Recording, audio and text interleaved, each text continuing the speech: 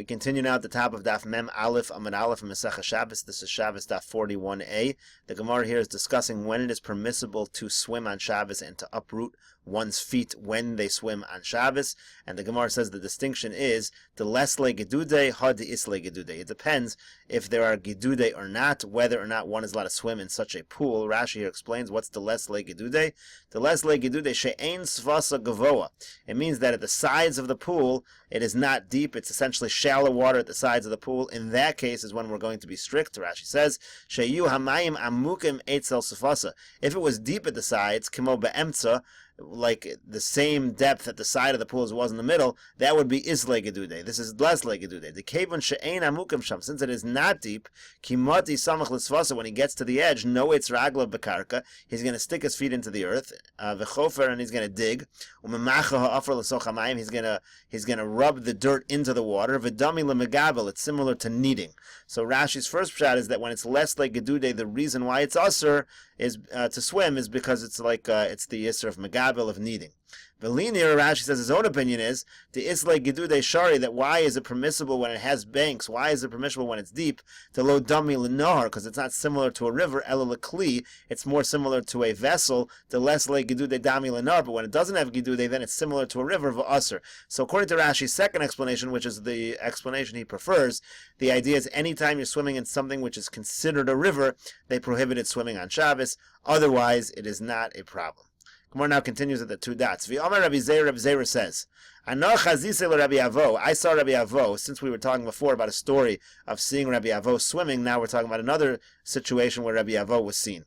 So he says, I saw Rabbi Avo, sheiniach yadav keneged ponav shel mata.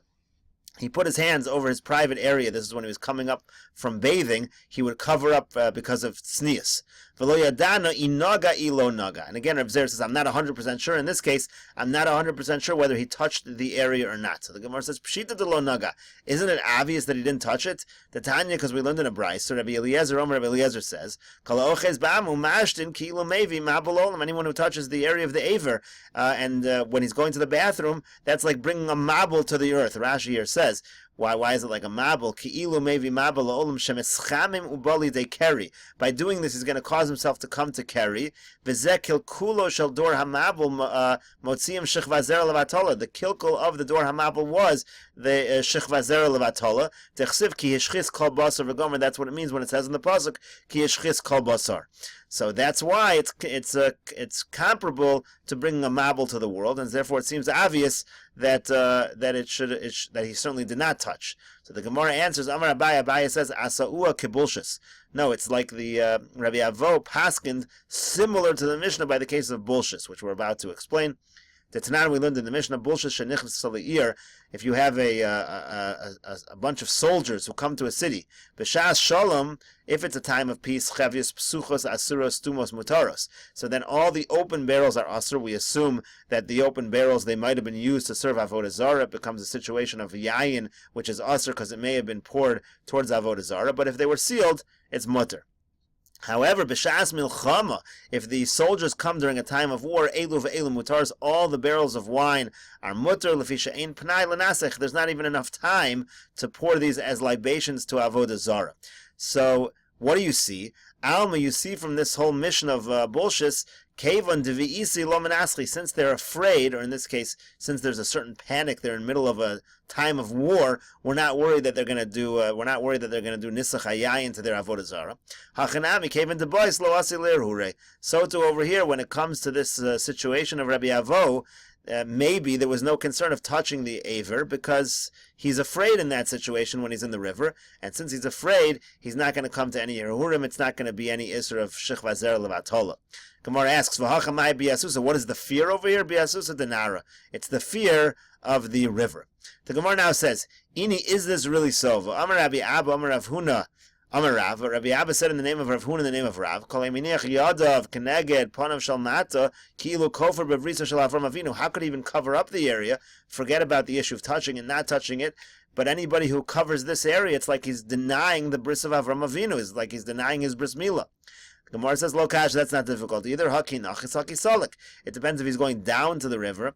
So then there's no issue of tznius, because the people can't see anyways. So then it's also to cover it up. But if he's coming up from the river, walking towards the public, so then there's an idea of tznius, and it is proper to cover up the area. Kihad de Rava, this is similar to what we find by Rava. Shachi, he used to cover up. Rabbi Zera Zakif, Rabbi Zera would stand. Rava used to bend down in order for tznius. Rabbi Zera used to stand upright, again, because he didn't want to cover up the area of the bris milah. But Rabbanan Devei Rav Ashi, the Rabbanan in the yeshiva of Rav Ashi, they made this distinction we just said. Kikonachti Zakfi, when they went down to the river, they stood upright. There was no issues of tznius then anyways. Kikasalki Shachi, but when they were coming up from the river, when there was an issue of tznius, then they would bend over, then they would make sure to conceal the aver. Gemara now continues. Rabbi Zera havakam ishtamit mider Rabbi Yehuda. Rabbi Zera tried to stay away from Rabbi Yehuda. Why? The boy lemesak la'ard Yisrael, because Rabbi Zera wanted to move to Eretz Yisrael, and Rabbi Yehuda was opposed. He was opposed to the idea of people leaving Bavel to go to Eretz Yisrael. So in general, Rabbi Zera would try to stay away from Rabbi Yehuda. The Amar Rabbi Yehuda, because Rabbi Yehuda said, "Kala olam mi Bavel Eretz Yisrael." Anyone who goes from Bavel to Eretz Yisrael, anyone who's Ola, anyone who makes Aliyah from Bavel to Eretz Yisrael, over Ba'aseh, he transgresses in Aseh Shenemar, because the Pasuk says, Bavela yuvu v'shama yiyu. It says you're going to be exiled to Bavel, and you're going to stay in Bavel. So the implication of the Pasuk is that the exile to Bavel is something that should be permanent. But Rabbi Zera said, Ezel ve'eshma mine milsa, ve'esi ve'esak. He said, let me hear one more thing from Rabbi Yehuda before I go up to Eretz Yisrael. He wanted to hear one more word of wisdom. Azal ashkechei dekai beibani. So he found Rabbi Yehuda, that Rabbi Yehuda was in the bathhouse. V'ka'amar leila shamei, and he said to his servant, Heviu li neser, heviu li misrak. He said, bring me, like the neser is essentially like a soap or a shampoo, bring me a comb. And then he said further, Paschu pamaychu va'apiko havla. He said, open your mouths, you should breathe in the heva, breathe in the air of the steam of this bathhouse. Ve'ishtu mimaya debeibani. And the last thing he said was, you should drink from the water of the bathhouse, not only to immerse yourself in the waters, drink from it as well. So these were the things that Rabbi Zera heard Rabbi Yehuda say. So Amar Rabbi Zera said to himself, if I had only come just to hear this thing, that's enough. These words of wisdom are enough. So the Gemara explains. I understand what is he learning from bring me soap and bring me a comb. That teaches us that in the bathhouse, even though you're speaking in Hebrew in that situation, it's okay, because he's just saying a dvarim shel chol. He's just saying a mundane issue. It's not a problem to speak in Lashon HaKodesh. And then what about the second statement? Paschu pamaychu va'apiko havla. What about the statement of breathe in this air? Nami kiddush Shmuel. That also is a chiddush, like Shmuel says. The Amar Shmuel, because Shmuel says havla mepek havla. The steam, when you breathe in the steam, it helps to perspire. It helps for what the purpose of going to the bathhouse is. El ishtu maya deveibani maimal yusab. What's the benefit of drinking the water of the bathhouse? The Gemara says the Tanya, because we learned in a brisa, achal velo shasa, and the brisa here is giving a bunch of health-related advice, health-related pieces of advice. So the brisa says achal velo shasa. Let's say a person eats but he doesn't drink. Achiloso dam. That's like eating blood. That's the beginning of sickness that happens in the intestines. Let's say a person eats but he doesn't walk 4 amos afterwards. The food spoils. That's the beginning of a bad smell. Let's say somebody needs to go to the bathroom and he eats. He's similar to an oven which is lit on its own ashes. That's the beginning of the reach zuama. That's also when Rashi explains that means reach ra meant like bad breath. Here it means the whole body smells bad. It's all sweaty and the whole body smells bad. Rachatz bechamin v'lo shasa. Now, if a person bathes in hot water and he doesn't drink, v'lo shasa, man, he doesn't drink from the same water, and that's the case that we had before. It's like an oven that you lit it on the outside, but you didn't light it on the inside. And that also, Rashi says, that's not effective at all. So it's the same thing over here. It's not going to be effective. Rachatz bechamin v'lo nishtatif betzon. In the brisa continues, if he bathes in warm water or hot water and he doesn't rinse himself afterwards, he doesn't rinse himself off afterwards in cold water, domel lebarzel, he's like a piece of metal, a piece of iron, shechnisul, or that you put it into the fire, v'lo hechnisul etzoni, but you don't put it into the cold water after. That's a process of hardening the metal. Rachatz v'lo. Finally, if the person bathes but he doesn't put on oils afterwards, domel l'mayim al gabe chavetz. It's like water sitting on top of a barrel, which essentially means that it doesn't absorb properly. Gemara now continues with the Mishnah, Mulyar Hagoruf. If you have a mulyar, the Gemara will explain what this is. We'll see Rashi first, actually. If you have a mulyar which you took the coals out, so it's some kind of kettle, Shosen Heimenu b'Shabbos. You could drink from such a thing on Shabbos. But Antiche, also another kind of kettle, Ava b'Shagrufa, even though you remove the coals from the Antiche, Ein Shosen Heimenu, you cannot drink from that on Shabbos. Rashi here explains. Shosen Mimema b'Shabbos, you're allowed to drink from the mulyar on Shabbos. Even though the water is getting a little warm from the kli, lefisha eno mosif hevel, but it's not adding heat. All it's doing is it's being meshamer, it's protecting the heat that's inside. That's okay. So already we see the difference in the two cases of the Mishnah. If you're adding heat, it's problematic. If it's just insulating that the heat should not leave, that's okay. Now Rashi says, "B'Gemara Mefarish." The Gemara will explain mulyar mayim mibifnim u'gecholim mibachutz. The Gemara will say in a moment that a mulyar, the water's on the inside, the coals are on the outside. Kli sheyeshbo beis kibul katan. It's basically a kli with a certain receptacle area, a small area. Eitzel dofno next to the wall of the kli mibachutz on the outside. Mechuberlo, it's attached to it. V'nosin sham gecholim. You put over there some coals. V'hamayim b'kibulo hagadol. And the water's in the larger receptacle area, and that's how it gets warm. For Abozai Mefarshim Mulyar Shnei Shulayim. He says that Rashi says my Rebbeim explained that a mulyar has like two bottoms. So essentially the coals are on the bottom. Antiche beidude mechitza beintayim. And antiche is going to be something where in the middle there's a mechitza where you put the coals. V'linir lehepech, but it appears to me it's the exact opposite. First of all, when the Gemara explained mulyar, it said mayim mibifnim ugecholim mibachutz. It should have said milmala milmata if the Rabbosai were correct. And furthermore, the nechashta, the tani bantiche, by antiche, the Gemara uses the language of nechashta, lashon shulayim hein. That means the bottom, and they're saying the bottom applies to the mulyar. Exactly the opposite. The Heinomim, he says, but my Rebbeim say, Lashon Nechoshas, that the word Nechosh in the Gemara refers to copper. It has nothing to do with bottom or top, so that's how they understand that Antiche is copper, Veshani Nechosh is Mecheres. He says that his Rebbeim held that the Mishnah is making a distinction between copper and clay. So this is the difference between Rashi and his Rebbeim in terms of how to interpret these things. Now we'll see actually the Gemara inside. So the Gemara says, Hechi dami mulyar hagarf. What is a mulyar? Tana mayim mibifnim ugecholim mibachutz. Like Rashi just quoted, if the water's on the inside, the gecholim are on the outside, that's a mulyar.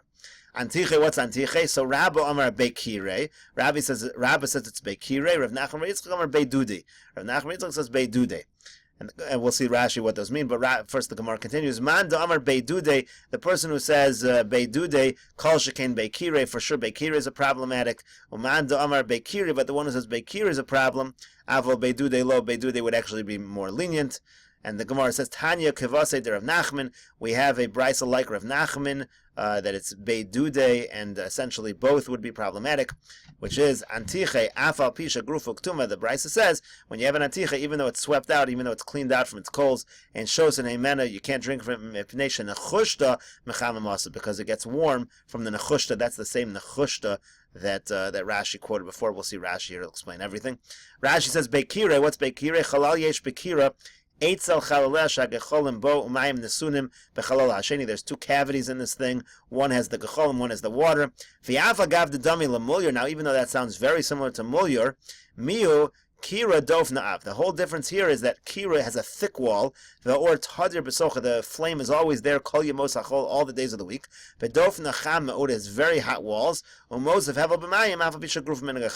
It's going to add heat even though there's no more gecholim. So essentially, the way Rashi understands, Beikire is basically the same as a mulyar, just gets a little hotter.